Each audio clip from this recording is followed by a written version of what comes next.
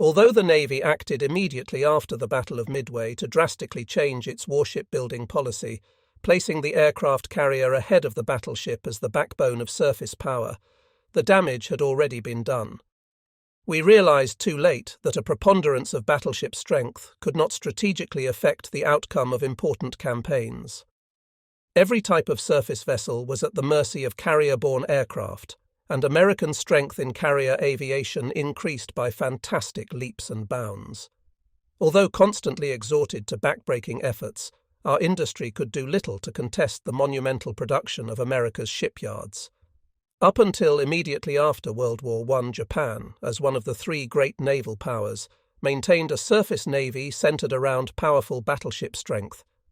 By doing so, we established a balance of naval power with the United States and Great Britain.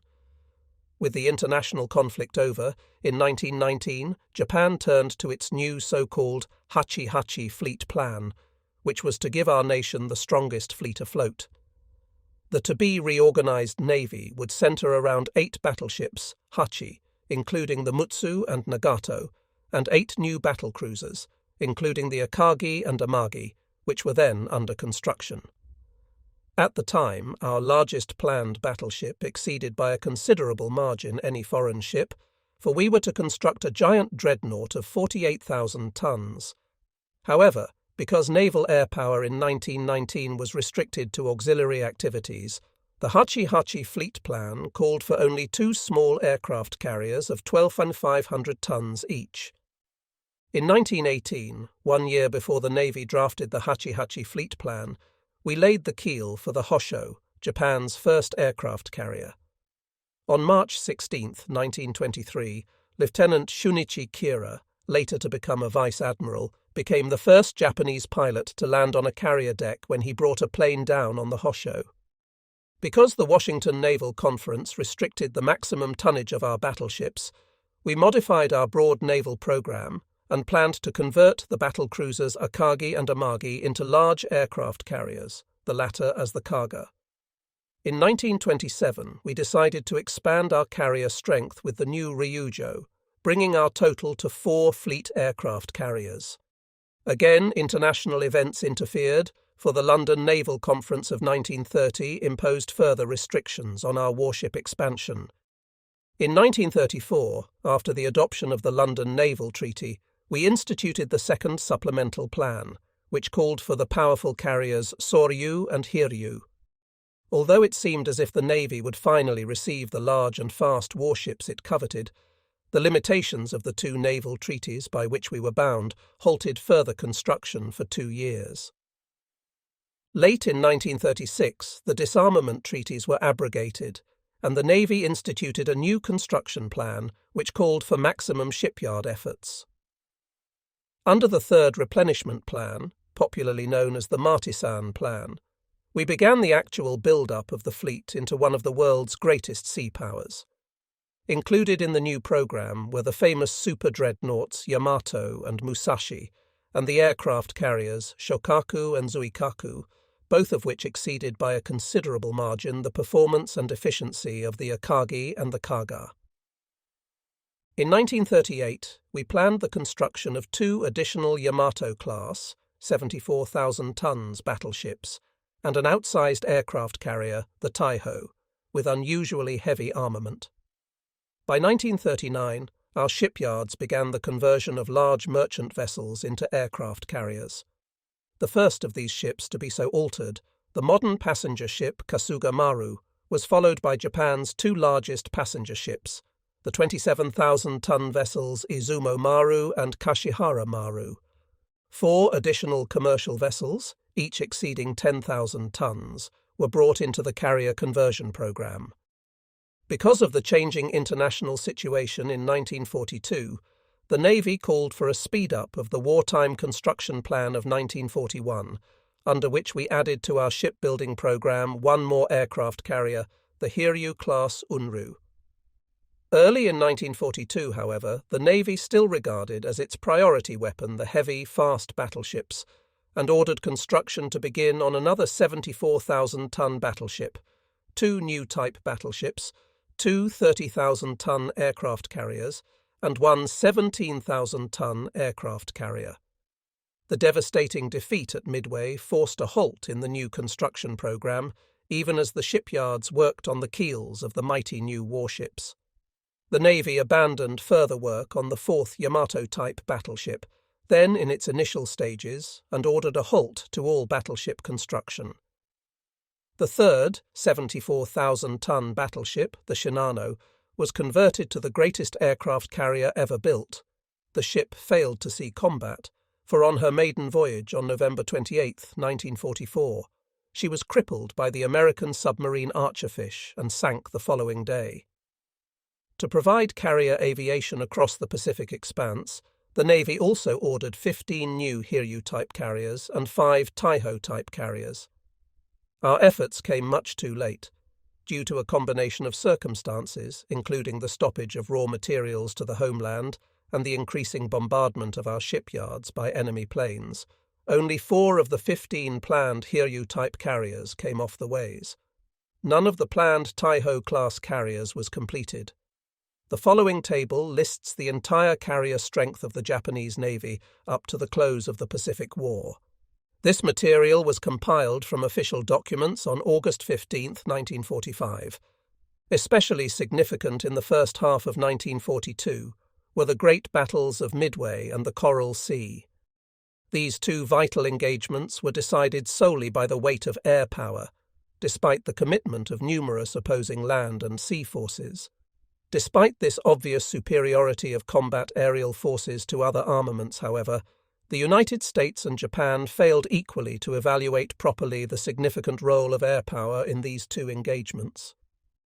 Of the land-based air forces in combat at this time, the only major command which maintained heavy and continuous air action against the enemy was the 25th Air Flotilla, consisting of the Tainan Air Corps, the 4th Air Corps, and the Yokohama Air Corps.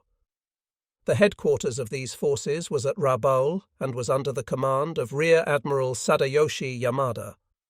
The flotilla engaged in constant air attack, concentrating the full force of its strength against the enemy at Port Moresby, New Guinea. Of lesser consequence were the intermittent attacks which it mounted against Port Darwin, Australia, with medium attack bombers of the 23rd Air Flotilla, based on Timor Island. The air attacks against Port Moresby were always made, as was characteristic of this phase of the war, with comparatively heavy formations composed of 27 or more land-based medium attack bombers and an approximately equal number of escorting Zero fighters. For some time we had been preparing for the capture of Port Moresby. In order to facilitate this undertaking, a naval landing force attacked Buna on the northeastern coast of New Guinea on July 21, 1942. This invading force was subjected to a fierce and damaging air attack by approximately 100 enemy planes on the following day. As a result of this sudden assault, our beleaguered naval units were placed in a precarious position, and it became necessary to neutralize the enemy air force attacking the forces at Buna. The greater part of the enemy's air strength was based at Port Moresby, and, to a lesser extent, at the airfields at Rabi, on the southeastern end of New Guinea. Our naval air forces prepared immediately to neutralize Rabi in an all-out attack on August 7, 1942. Preparations were well underway for the heavy assault when, abruptly, our attention was brought to bear on a little-known island in the southern group of the Solomon Islands. The enemy had invaded Guadalcanal in what proved to be only the first of a long series of attacks. Part of the personal element of the struggle for the air over the Guadalcanal area is vividly recounted in the following battle record of Flight Petty Officer First Class Saburo Sakai, later promoted to Lieutenant J.G., who was at that time a section leader of the Tainan Air Corps. The major combatants of World War II experienced many incredible happenings in this long drawn-out air war. Pilots and aircrew members who were severely wounded in combat miraculously continued on flying duty to an extent far beyond what was previously imagined possible. Pilots who might be presumed dead continued to fly their planes, and planes which should have disintegrated under enemy fire somehow, beyond all reason, remained in the air and brought their awed and reverent crews safely home. Petty Officer Sakai, at the close of World War II, was the chief surviving Japanese air ace, whose combat initiation against American flyers was marked by such incidents as his being the first Japanese pilot to shoot down a Boeing B-17 Flying Fortress, Philippines, December 11, 1941. His story, even among the epic incidents of the air war in the Pacific, is one of the most incredible episodes ever related. Guadalcanal. A name, merely a name. We did not even know what Guadalcanal was. An island, a military base, a secret operation code name, perhaps. When the American forces stormed ashore at Guadalcanal, we had never even heard of the island. It was still a few hours before the people of the world unfolded and spread out their maps of the South Pacific to search for this tiny island. Japanese and American communiques did not as yet mention the name of Guadalcanal, and the constantly broadcast news programs failed to mention this new name, which would soon flare into international prominence. Here at Rabaul, on the eastern end of New Britain Island, the sky was clear. Not even a breeze disturbed the prevalent heat and tranquility. Simpson Bay lay in slumber like a sheltered lake, its surface an unrippled sheet of glass reflecting the blue of the sky. It was completely encircled by low, lush hills, except for the lone entrance which opened to the east.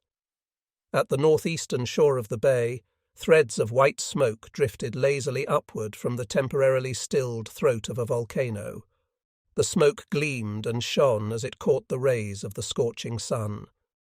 The sides of the volcano dipped, and their inclines disappeared suddenly into the dense jungle foliage, except at the point at which the southern slope ended. Here the jungle had been hacked, ripped apart, and banished, replaced by a long, narrow strip of land running from east to west. This was Rabaul Lower Airstrip. At Vunakanau, where the land stretched flat as the surface of a table high above the sea, another slender clearing stood out against the natural growth of the island. This was Rabaul Upper Airstrip. In sharp contrast to the tranquility of the scene and the oppressive heat of the moment, a group of heavily clothed young men stood before a nondescript shack on the northern side of the fighter airstrip. In a land where even a summer shirt brings sticky sweat cascading freely down one's body, the young men were incongruously bundled into heavy flying suits, boots, awkward life jackets, and other weighty equipment. Revolvers were cradled within well-oiled leather holsters. These were fighter pilots of the Tainan Air Corps, recently transferred to the blanketing heat and mugginess of Rabaul from Bali Island in the Dutch East Indies. I was one of those fighter pilots, a section leader. Ever since our arrival at Rabaul, we had faced the American and Australian air forces based at Port Moresby on New Guinea. This morning, however, our usual mission of fighter patrol, attack against Moresby or air-to-air combat, was to be replaced with a special attack against the Rabi Air Base at Milne Bay, on the south end of New Guinea. The pilots spoke with enthusiasm to each other. "Maybe today we'll have a big fight," one said. "I'd sure like to get a kill," another added.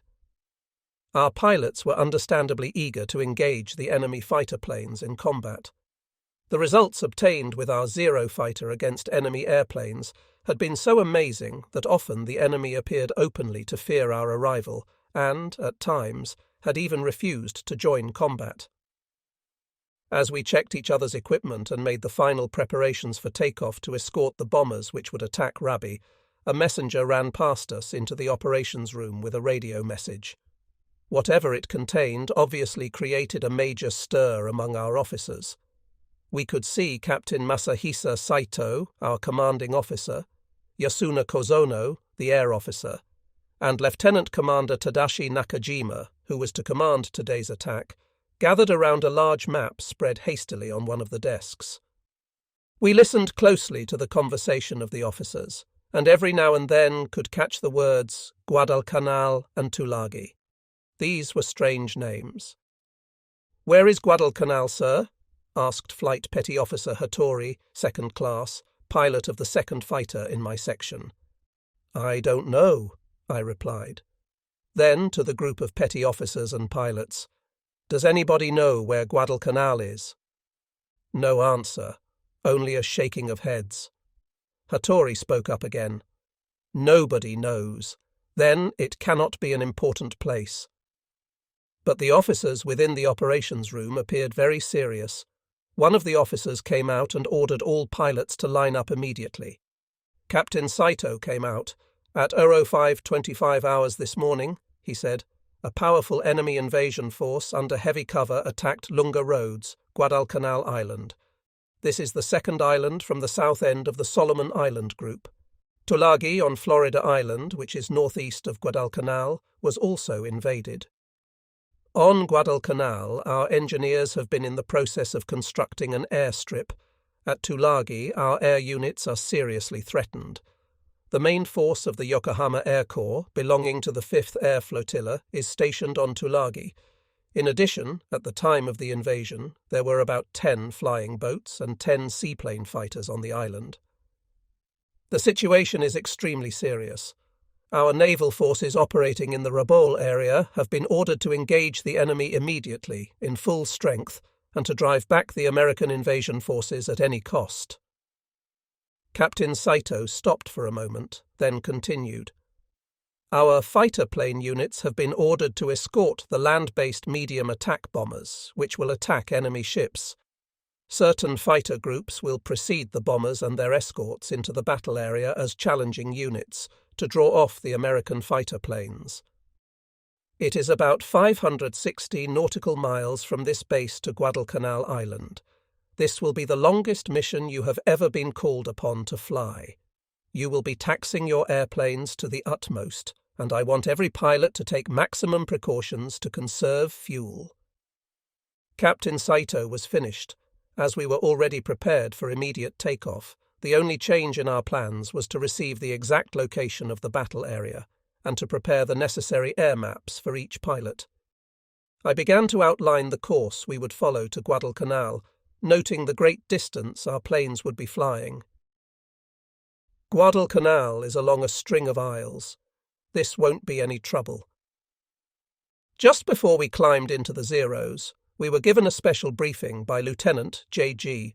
Yunzo Sasai, the 2nd Squadron leader and my immediate superior. He was unusually serious. The American fighters over the Guadalcanal area are known to have come from aircraft carriers supporting the invasion. They are probably regular American Navy fighters, not Army planes brought in especially for this attack. This is the first time we will be meeting American Navy fighters.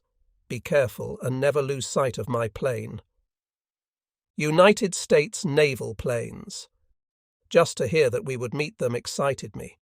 I had been anxious to meet American carrier pilots for a long time. Now my chance had come. I had been flying fighters for 6 years and had more than 3,000 hours in the air. I had participated in our attacks on the Chinese inland cities of Chongqing, Chengdu, Lanzhou, and others in the Sino-Japanese incident. Since the outbreak of the Pacific War, I had fought in the Philippines and the Dutch East Indies. So far, I had shot down 56 enemy planes and was one of the leading aces of all Japanese naval fighter pilots. But I had never met any carrier planes. As aircraft carrier fighter pilots must receive elaborate training for landing and taking off from the narrow decks of carriers, there were many unusually skilled pilots among our carrier personnel. The same situation probably prevailed among the American carrier pilots. Well, my chance has finally come, I thought. Let's see how well they can fight. At 0800 hours, our Zero fighters left the field, one after the other, assuming 3-plane formations as we climbed away from the fighter strip. We then adopted escort positions above and behind the medium attack bombers. There were 27 bombers escorted by 18 fighters, with the former flying at about 15,000 feet. I was flight leader of the 2nd section of the 2nd Fighter Squadron. We flew southward along the line of the Solomon Islands. Shortly before noon, the pilots were able to make out the waters of Lunga Roads off Guadalcanal Island. There were scattered clouds at about 13,000 feet, but above and below that level, the sky was absolutely clear. We searched Lunga Roads carefully and gradually distinguished the shapes of the enemy ships in the area. The water seemed covered with vessels. I had never seen so large a convoy before, although I had flown on many occasions over Japanese troopship fleets during our invasion operations. I couldn't help admiring the men below me, even though they were enemies. Action ahead. At that moment, the fighter planes of the challenge units, which had preceded our flight by about 10 minutes, seemed to attack enemy fighter planes. Far ahead of us, we could see the bright yellow flashes peculiar to burning aircraft bursting like so many sparks.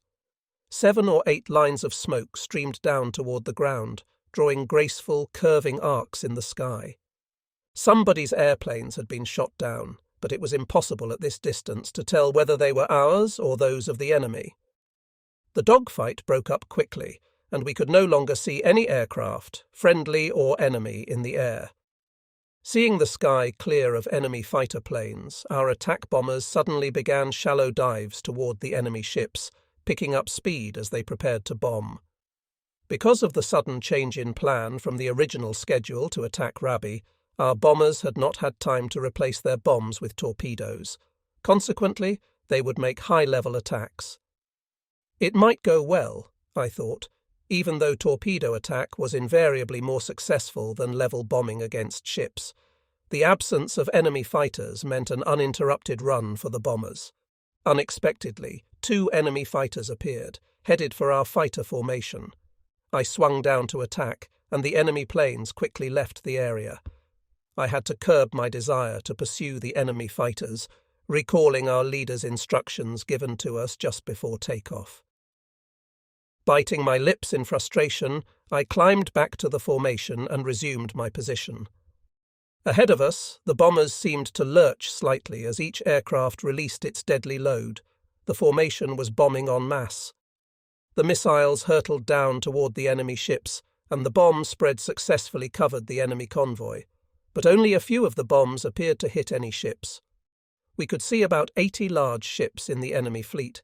Countless landing barges were heading for the beach, the brilliant white wakes on the water surface having the appearance of brush strokes of a giant but invisible artist.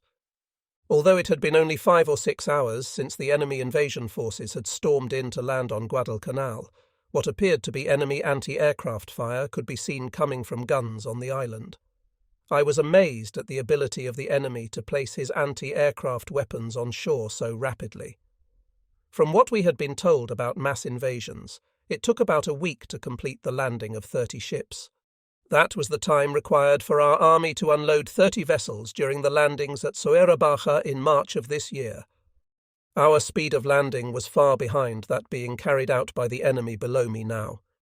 It was hard to believe. I realized intuitively that any invasion force which could push ashore so rapidly would be a very tough foe indeed. The bombing runs were over quickly, and the bombers had already turned and were heading back from Lungs through Tulagi.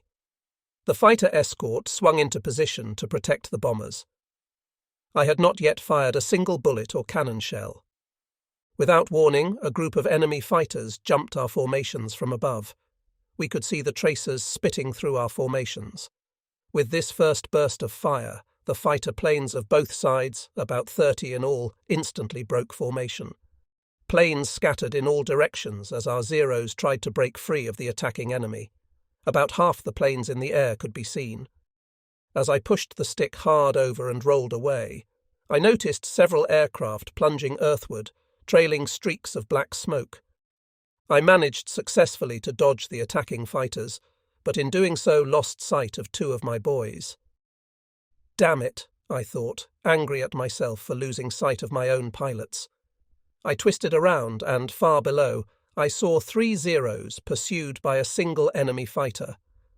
The Zeros were trying desperately to escape from the enemy plane, but the enemy pilot hung doggedly on their tails. The Zeros looked like my boys, Hattori, Yonekawa, and another pilot. The enemy plane was a new type I had never seen before, probably a Grumman F4F Wildcat, a type we were told was in the area. The enemy pilot was very skilled in combat. He was relentless in his attacks against the 3 Zeros. My pilots needed help, and quickly. I pushed the throttle forward, drawing alongside my squadron leader, signalling Lieutenant Sasai, I pushed the stick forward and dove alone from the squadron to the battle raging below us. Not a second could be wasted. I opened fire on the enemy fighter plane while I was still more than 3,000 feet away. It was too great a distance to cause any damage, but I accomplished my purpose. The moment the enemy pilot became aware of my airplane, he abandoned pursuit of the 3 Zeros at once and turned sharply to meet my attack. This pilot was good. As we fought, twisting and turning, I realized also that the Grumman's fighting performance far exceeded that of any other American, Dutch or Chinese fighter planes I had encountered. But my long experience in air combat finally gave me the margin over this enemy too. As I had always done in the past, I took out my Leica camera and snapped a picture of the new plane as I closed in on the enemy fighter from behind. Thus far, I had taken in this manner a total of 20 rolls of film, or about 700 photographs of airfields and enemy planes both in the air and on the ground. After snapping a shot for proof of the new enemy aircraft, I resumed the attack. When I closed in from the best-fearing angle, approaching from the rear left of the Grumman, the pilot appeared to realize that he could no longer win. He fled at full speed toward Lunga. I had full confidence in my ability to destroy the Grumman and decided to finish off the enemy fighter with only my 7.7mm machine guns. I turned the 20mm cannon switch to the off position and closed in.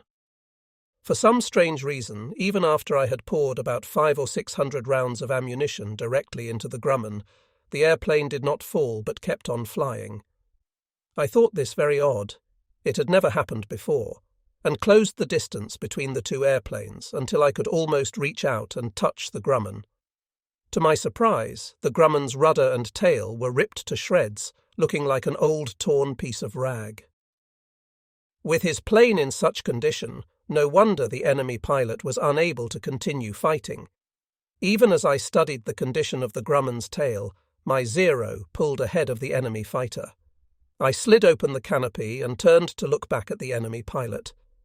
He was a big man, with an oval face and a fair complexion. We stared at each other for countless seconds. I would never forget the strange feeling when our eyes met. Keeping alert for any sudden moves by the Grumman, I waved my right hand in a gesture of, "Come on if you dare!" The enemy was behind me now, and in position to attack my plane. He had an excellent opportunity to shoot me down. Perhaps, however, the pilot was seriously wounded. Changing his hand, holding the control stick from the right to his left hand, he acted as though he were praying, "Save me," with his right. After closely observing the strange movements of the enemy pilot, I cut my throttle and fell to the rear of the Grumman. The time had come to destroy the enemy fighter. Switching the cannon position to on, I closed in again and pushed the cannon trigger. I could see the shells exploding all over the Grumman, which went to pieces in the air. The enemy fighter plunged earthward. Far below I saw a parachute open, but lost sight of the pilot as he drifted over Lunga toward land. Later, as I recalled the details of the dogfight, I thought I had done a pitiless thing by destroying the Grumman. But at the time, seeing the enemy pilot administering a severe beating to my own boys, I was so excited that all I could think of was to deliver the fatal blow to the enemy. If the pilot is dead, I wish I could tell his family how well he fought.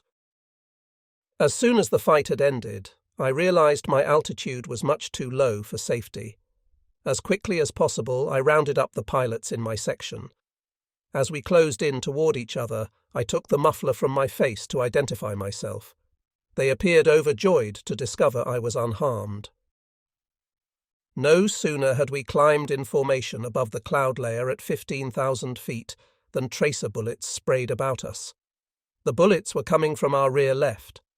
One of the enemy slugs smashed into the cockpit and bored a hole the size of my fist through the window just behind my head. That was close.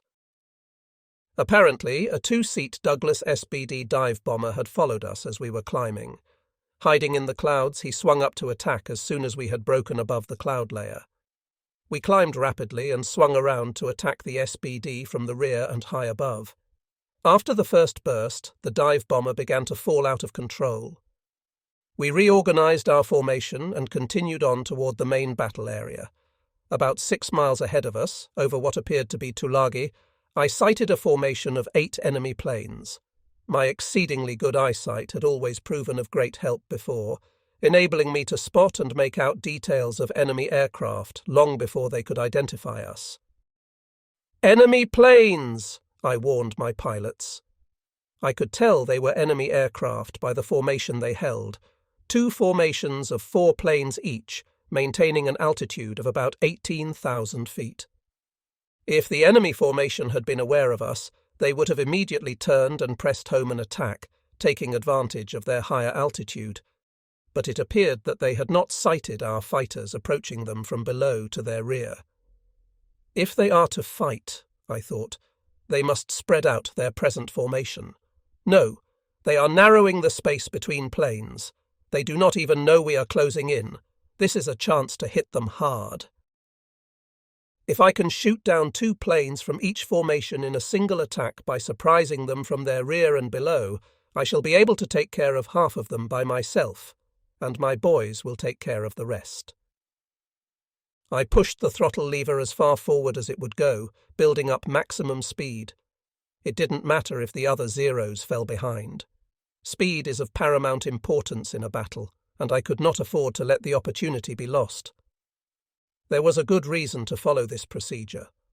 On 3 separate occasions, I had made surprise attacks on enemy formations, striking from a position below and to the rear of the enemy, and succeeded in shooting down at least 2 planes in each attack. The first time this happened was over Surabaya, when I shot down 2 Dutch planes, while the second and third were over Port Moresby. On both of these last 2 occasions, my opponents were Bell P-39s. I would try the same attack today. The distance between my plane and the enemy formation narrowed steadily. 1,000 to 700 feet, 1,300 feet, 1,000 feet. As soon as I had approached within 1,000 feet, I made out the details of the enemy planes. I had run into a trap. Up to this moment, I had believed the enemy planes to be fighters. But no, they were TBF torpedo bombers. No wonder they had narrowed the space between their planes before. They had sighted our fighters and closed up for protection. I cursed myself for my own stupidity. I was only 300 feet away from the enemy planes. I could see clearly the turrets of each Grumman TBF. From each glass enclosure, a single heavy 12.7 millimeters as machine gun, 16 in all, were directed at my single plane. There was no way to escape. If I turned suddenly, I would expose the underside of the Zero to the concerted fire of all 16 heavy guns. I could only continue to attack. My plane rushed toward the enemy bombers, 270 feet, 300 feet, 160 feet. I could go no closer. I jabbed down savagely on the firing button. My 20mm cannon and the enemy heavy machine guns fired almost simultaneously, bridging the narrow gap between our planes with smoking, streaking tracers. Crash! A terrible noise beyond all description. The whole world exploded, and the Zero rocked and shook like a toy. I didn't know what had happened. Was it a head-on crash? I couldn't tell. I felt as though I had been smashed on the head with a club. The sky flared up in red, and I lost consciousness. I discovered later that 2 enemy planes and my own fighter began to fall simultaneously. Perhaps 2/3 of the front windshield of the Zero had been smashed and blown off by the enemy machine gun bullets. My plane must have dropped like a stone. Within a few moments, the cold air streaming in through the shattered windshield restored me to consciousness. The first thing that came to my mind was the face of my beloved mother. "What's the matter with you? Shame on you, fainting from such a little wound." She seemed to be scolding me. From a height of 18,000 feet, I had dropped to about 7,000 feet. The plane was still falling out of control when suddenly I thought of a suicide bombing. If I must die, I thought, I will take an American warship with me. They are far preferable to transport. I saw them only a few minutes ago. I can remember them well. The short and fat ships are transports. The long, slender vessels are cruisers. If I hit a cruiser, it will be all to my credit as a pilot. Even as I thought about diving into an American warship, I was scanning the ocean. I couldn't see any ships. I couldn't see anything. What was wrong? Only then did I realize that my face had been slashed and cut by numerous shell fragments and that I was blind. The Zero continued its plunge toward the ocean. Because of the increased wind pressure howling through the shattered cockpit, due to the Zero picking up speed as it dove, I was hazy and was unable to judge the engine's condition or even gain a good idea of my flight position. Strangely, I felt no pain.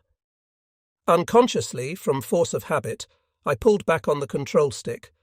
Apparently, the plane pulled out of its uncontrolled dive and regained a horizontal position.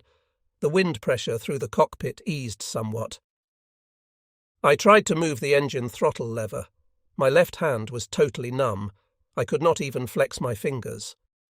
When I attempted to press on the rudder pedals to correct the Zero's awkward flight, I discovered that my left leg also was numb. In desperation, I released the control stick and rubbed both eyes with my right hand. After rubbing as hard as possible for a few moments, I began to make out the left wing tip. I could see, though barely, with my left eye. Although I continued rubbing my right eye, it was useless. I could not regain my vision, and the eye remained blind. I saw through a brilliant red film, as though the entire world and everything in it were blazing fiercely. I jabbed my left hand and left leg with my right hand, but felt nothing. They were both completely paralyzed. What happened? I kept asking myself over and over. Suddenly I felt in my head a terrible agonizing pain, which left me weak and breathless. I reached up and uneasily probed about my head with my right hand. It came away sticky with blood. It was at this moment, when I was still gasping from the pain in my head, that I caught sight of something black racing below my left wing. With my left eye, I could barely make out what appeared to be large black objects swishing past the wing. I wondered what they could be when abruptly, above the roar of the engine, I heard machine guns chattering. Several bullets cut through the wings, and the Zero trembled slightly from the impact. I was flying directly over the enemy troop convoy. I thought, so now my life is finally coming to an end. I had given up all hope for surviving this flight. Since I had recovered, even if only slightly, my ability to remain conscious and fly the airplane, I could at any time make a suicide attack against an enemy ship. There was little use in prolonging a useless struggle. Once I had accepted the inevitability of death, I calmed down and took closer stock of the airplane's condition. Then I thought, didn't I shoot down several enemy airplanes today? I have probably brought my total up to 60. I have sent those many airplanes to the same doom I am about to meet. Now it is my turn. I have always expected this to happen. On this very day I made the biggest and the last mistake of my life when I mistook the enemy TBF bombers for single-seat fighters. Anyway, I have finally met the American Navy planes which I have long been looking for. There is nothing I have to regret. It was at this moment that I began to weigh the possibilities of life or death. I've got it, I thought. If I can, I'll engage an enemy plane and let it win over me. I will go out as a pilot should, in an air battle. It still won't be too late to crash into an enemy ship after that. Expecting an attack by an enemy fighter, many of which should be in the air to protect the troop convoy, I flew about in wide circles. The minutes went by slowly. Nothing happened. Will they come after all? Will I suddenly hear the sounds of machine guns firing as enemy fighters dive against my Zero? I waited, flying about aimlessly, but nothing happened. It seemed I was all alone in the sky. I looked at the sea below and noticed my plane was headed toward Tulagi. As my head cleared further and I could see better from my left eye, I reached across my body with my right hand and pushed the throttle forward. The engine picked up and the Zero forged ahead. If this keeps up, I said to myself, I might gain altitude, and if luck stays with me, I might even reach Shortland or Buka, if not Rabaul itself. Although I had accepted death as inevitable, I was still human, and I wished to delay that death as long as possible. If the airplane could still fly and I could stay conscious, then I had a good chance. But first, the bleeding must be stopped. I took off my gloves and began to examine my wounds. As the wound on my head seemed to be the most serious and was still bleeding, I inserted the index and middle fingers of my right hand into my head through the gash in my flying cap. They penetrated deeply, and the wound felt sticky and rough. Obviously, the wound was very deep, shattering the bones of the skull. Unbelievably, my head was clear, and I was beginning to see even better than before. As I probed the wounds, I recalled a story about Ryuma Sakamoto, a courageous samurai who remained alive even after an assassin had inflicted a terrible head injury. Well, if my luck held out, I'd make Shortland. I'd try to reach there if at all possible. Something must still be in my head, I thought. It felt unusually heavy, and the bleeding continued unchecked. A medical examination later disclosed 2 12.7 milli machine gun bullets lodged in my brain, with many small fragments embedded in my skull. Blood, hot and sticky, ran down along my neck and was halted by the muffler around my neck and the collar of my flying suit. It clogged into an uncomfortable, sticky mess. Parts of my face and head which were exposed to the wind seemed to have been slashed and scarred like a corrugated board. The wind blowing in through the smashed windshield had dried the blood, caking it on my face. I was still in serious trouble. I could not make out the details of the compass because of my blind right eye and could see only hazily through the left. In order to reach Shortland, I would have to retrace the general course we flew toward Guadalcanal this morning. But I could not determine the right direction. It was impossible to make out compass details. Fortunately, during our flight to Guadalcanal this morning, I tried to prepare for an emergency in the event my compass went out of order and I was separated from the other fighters. I decided that the only method for determining the proper direction would be to take readings of the sun's position. I spit repeatedly on my right hand, rubbing my eyes again and again. But it was to no avail. I could not even find the sun. Throughout the growing hopelessness of my situation, the only consolation was the amazing fact that the airplane somehow managed to keep on flying despite the great damage it had suffered. By all reasoning, the fighter should have crashed long ago. Unable to do anything at the moment to ascertain the proper direction to take to reach Shortland, I tried again to stop the head bleeding. I always carried triangular bandages with me in my Zero for just such an emergency as this. I took the bandage out and tried to apply it to my wounded head in an attempt to stop the blood. The strong wind in the cockpit made the first 2 attempts unsuccessful. It was extremely difficult to place the bandage around my head, since I must simultaneously bandage myself and fly the airplane, and my left hand was useless. Before I knew it, the bandages were gone, and I was no better off than when I had started. I unwrapped the muffler from about my neck. Tucking one end under my right foot and holding the other with my right hand, I cut the muffler into 4 pieces with a knife clenched tightly between my teeth. 3 of these muffler bandages, made with great effort, were snatched by the wind, and I was left with only 1 piece. I forced myself to be calm. I had been too impatient and had fumbled badly with the bandages and the muffler strips. To reduce the wind pressure as much as possible, I lowered the seat as far as it would go. Then I set the engine controls and the control stick in a position where the airplane would fly by itself and started to apply the last piece of bandage to my head. Holding one end of the muffler strip in my teeth to prevent it from being blown away, with my right hand I pushed it inch by inch into the gap between my head and the flying cap. Holding my breath, I tightened the flying cap strap as much as possible. The bleeding stopped.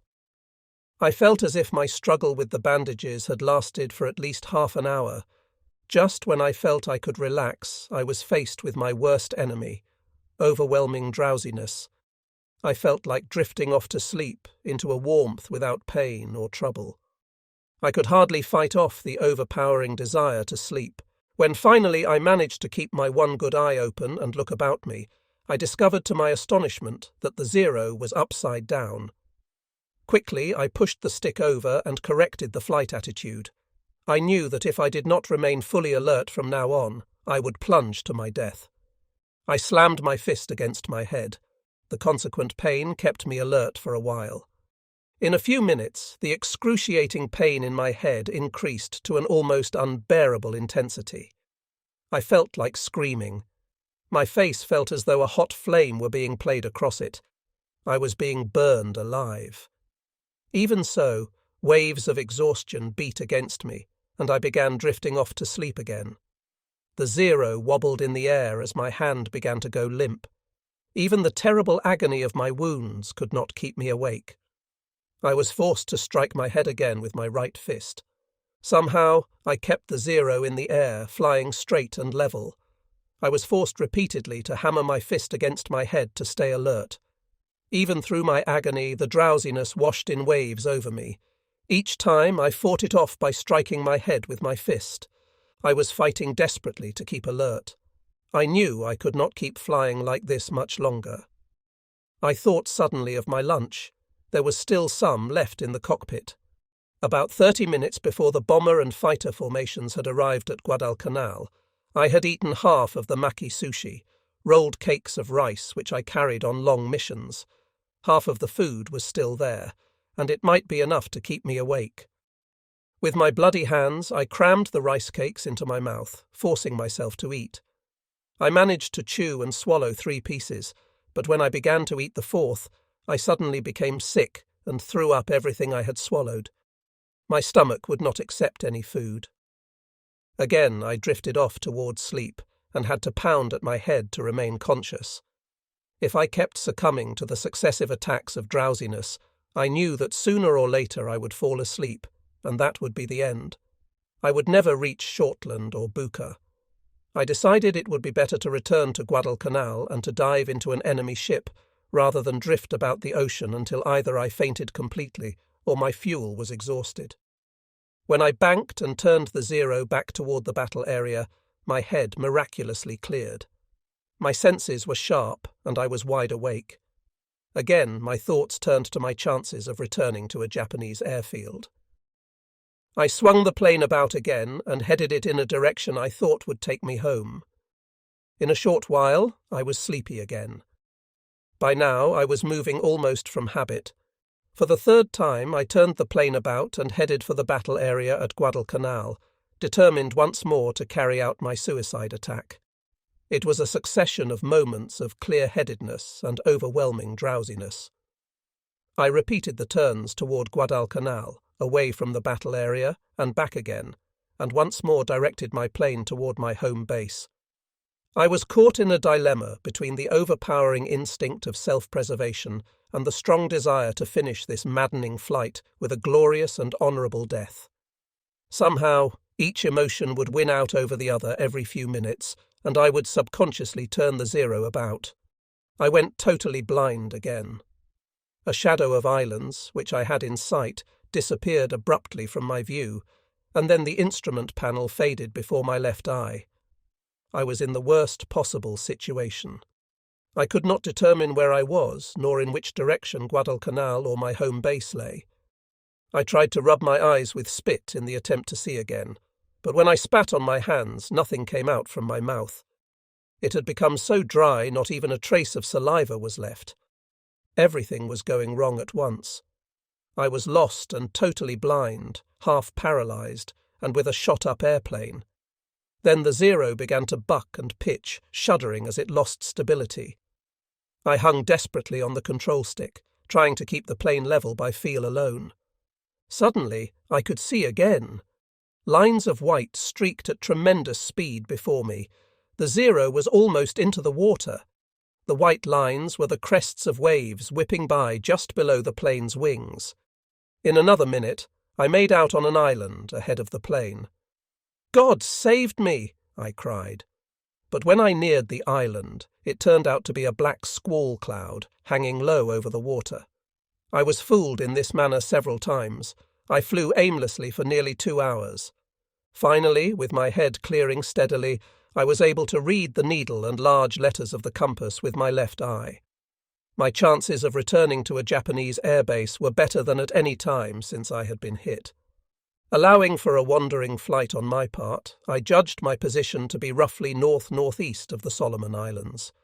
With the sleeve of my flying suit, I did my best to wipe my blood from the smeared map and spread it out on my knees. I marked an X on the map where I estimated my position to be. Then I turned 90 degrees to the west, hoping to cross the Solomon Islands, which stretched almost due north and south. 40 minutes later, I sighted a horseshoe-shaped reef. It was one of the Green Islands, which, because of its peculiar shape, had drawn my attention on the flight this morning. If I kept going like this, I would be all right soon. I had been in a hopeless situation for some time, but it appeared I was now well on my way to making it to a Japanese airbase. Nothing is more discouraging to a pilot than to become lost, notably when fuel is running short. The danger of direction was thus met, but almost immediately I was beset with another almost fatal incident. I had barely turned the Zero on its new course when the engine died, and the fighter began to drop toward the ocean. The fuel in the main tanks had run out, with only some 40 gallons left in the reserve tank. To economize on fuel, I had been running the engine on such a lean mixture that it did not start up again when I switched to another tank. I released the control stick and moved the throttle lever back and forth with my right hand, switching as rapidly as I could between these movements to manipulate the fuel pump. The Zero was almost into the water when the engine caught. I had been frantically operating the throttle lever, working the fuel pump, and trying to stretch my glide, all with a paralyzed left arm and left leg and a blinded right eye. I was soaked with cold perspiration. Before long, I sighted New England Island. Rabaul was not far away, and my hopes for reaching my own base rose high. I began to climb slowly, trying to gain altitude so I could take the shortest route by crossing the island. Climbing required much fuel. Despite the drain on my rapidly dwindling fuel reserves, I had to try to gain some altitude. Abruptly, my hopes were dashed. A black squall cloud appeared directly before me when I had climbed to 5,000 feet. My only alternative was to detour along the coast of the island. I did not dare chance flying through the squall. I changed course to a southwest heading. Below me there appeared several white streamers on the water. They appeared to be from Japanese warships heading south at high speed. If I land in the water alongside the ships, I thought, I can be rescued. But that might mean diverting the ships from an important mission. I cannot do that. I held my course for Rabaul. The minutes fled by as the engine droned. Even though I was very tired, I was no longer beset by the attacks of drowsiness which had nearly caused my death before. After a while, I don't know how long it was, I searched the island below my right wing. I noticed a large crater in the ground. It was the crater by the airstrip. It's Rabaul. I could hardly believe what I saw. It all seemed like a dream. Later, I found that I had been in the air for 8.5 hours that day. Landing the Zero would be extremely difficult, since my left leg was numb and my rudder control would be very poor. I had little hope of making a safe landing, since the Zero had been so badly shattered by enemy fire that it was a miracle the plane had remained aloft. In this case, the standing rule was to land on the sea. Even if the plane sank, the pilot could be rescued by the crash boats which would be waiting. I prepared myself for the crash landing, gently easing the throttle lever back. Gradually the plane lost altitude as I turned into the wind. Even as I dropped toward the water, I changed my mind. I was sure my hours were numbered. Even if I make a successful water landing and am rescued, I thought, I will not live very long. I am ashamed that I have considered causing so much trouble to my friends, who will rescue a man from the water, a man who will be of no further use. Although it is more dangerous, I shall land directly on the field and save all the trouble a water landing will create. I pulled up from my slow descent and circled the field, studying the strip for the best way to come in. After making one unsuccessful pass at the strip, I pulled up and decided to see if the landing gear would lower. I had little hope that it would work, since the plane had been so badly shot up. But the green light in the cockpit lit up, indicating that the two landing legs had lowered properly. I was even more amazed when the landing flaps slid below the wings. It's not hopeless after all, I thought. Prospects for a safe landing appeared to be good once the undercarriage and the flaps had lowered. I circled the runway at one end of the strip and began my letdown. Since I could not tell what might happen upon landing, the undercarriage might collapse, for example, I cut the ignition switch to reduce the chance of fire or explosion. Usually I could cut off the ignition switch with my right hand with ease, but it was impossible to do so now.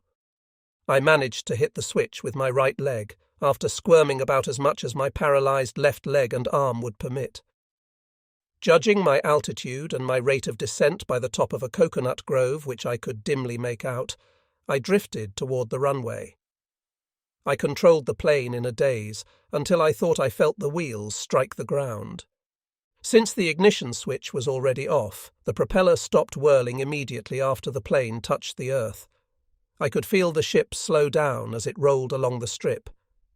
The indescribable feeling that I was at last back on the ground safely filled my whole body and mind.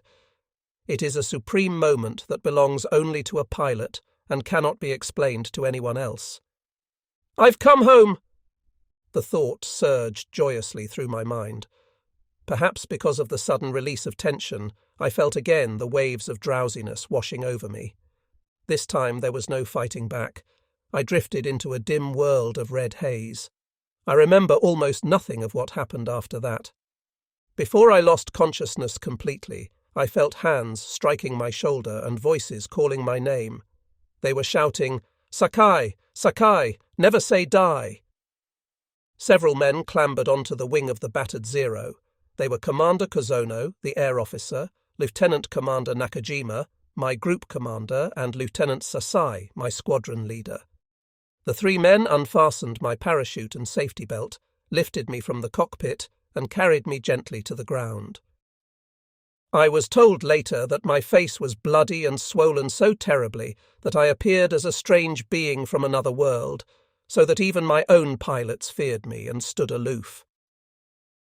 The story of Saburo Sakai is a tale almost beyond belief. Not only in the Japanese Navy, but also among the other navies of the world, this episode stands out above other great tales of courage and heroism. We do not believe that the performance of Saburo Sakai and his single-seat, single-engine Zero fighter has been equalled in the entire war.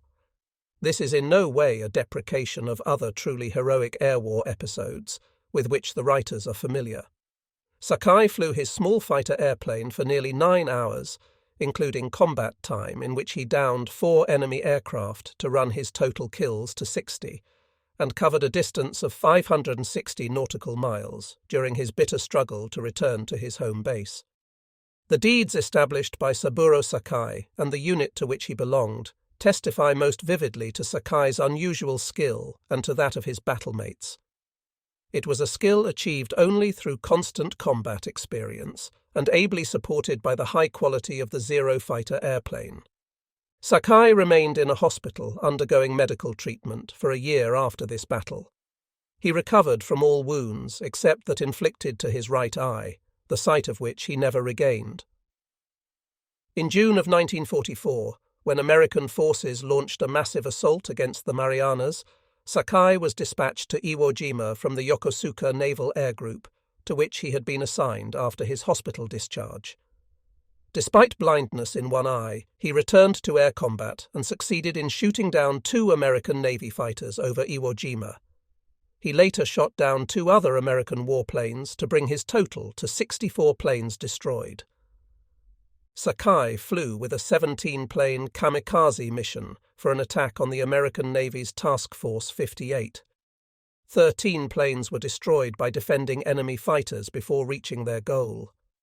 The 4 remaining aircraft, including Sakai's, returned to Iwo Jima, where American bombers destroyed them on the ground. A courier plane was rushed to Iwo Jima to pick up Sakai and 16 other stranded pilots. All pilots were returned to Japan. Thereafter, Sakai fought against the enemy B-29s, which were carrying out mass raids against Japan's cities.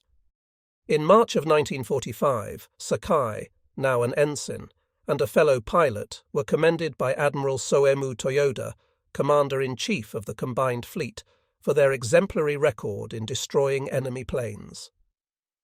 In August of 1945, he was promoted to the rank of Lieutenant, JG. Sakai ended World War II as the leading surviving ace of all our pilots. On August 7, 1942, the same day Sakai experienced his terrible ordeal, our naval air forces reported the destruction of 58 enemy aircraft in combat. On this date, the United States Navy announced that it had lost 21 planes in battle. The desperate air struggles which exploded with the initial attack of August 7th were the start of a series of long, wearisome battles in which Japanese air strength was inexorably sapped. The constant air war between American and Japanese air forces gradually, as though with some power of the devil himself, sucked our naval air forces, and ultimately our army and naval surface strength, into a bottomless swamp wherein waited only for defeat.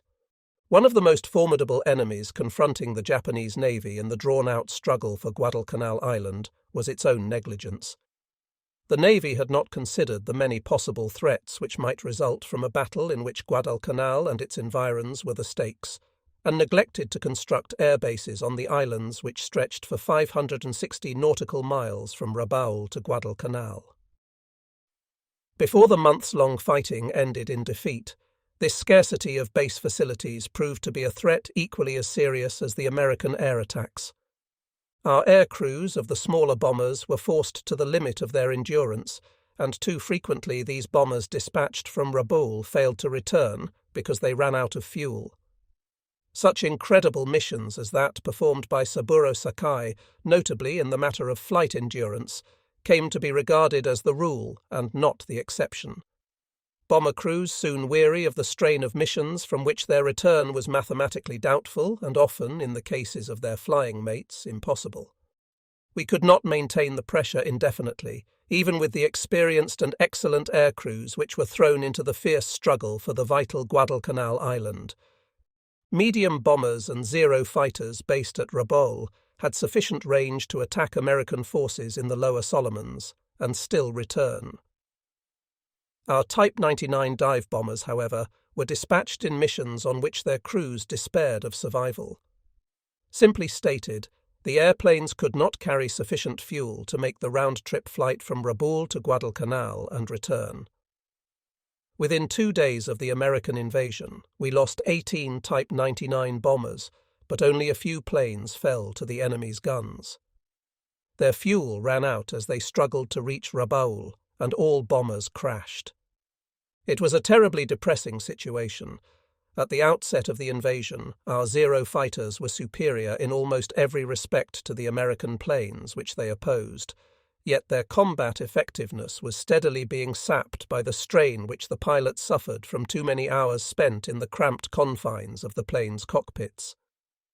This disintegration of our effectiveness in air attack was enough to drive the combat commanders to the verge of insanity. They had spent years in developing their air units to peak efficiency, only now to have them shackled by strategic blindness. Had Japan possessed even 1/5 of the American capacity for constructing air bases, the Guadalcanal air campaign might have ended differently. Had we possessed such air bases, we could have brought several times as much power to bear upon the American forces. One of Japan's greatest blunders in the Pacific War certainly lay in its failure to devote proper study to such matters as logistical and engineering support of our combat air forces. Air combat units superior to the enemy's were shackled by a denial of adequate ground facilities. Such deprivation operated as effectively in the enemy's favour as actual destructive bombing of our personnel and planes. Shortly after the Guadalcanal invasion, we received urgent requests for Zero fighter planes of improved performance, with emphasis on increased manoeuvrability and extended flight range. American air opposition was constantly increasing in strength, and the enemy's fighter planes were rapidly improving in quality. The wingspan of the new type fighter, Zero, was restored to its original length, which served to improve the maneuverability. This increased wingspan likewise permitted the installation of additional fuel cells in the outer wing, appreciably extending flight range. The initial phase of the land, sea, and air struggle ended within 3 days of the invasion. Despite our predominant strength in warships, we not only failed to prevent the enemy from successfully assaulting the island, but also lost the ability to sustain a heavy air attack against the invaders. In those first 3 days, we tallied 42 of our planes destroyed and missing in combat, in addition to numerous aircraft lost in crash landings and many more heavily damaged in air fighting.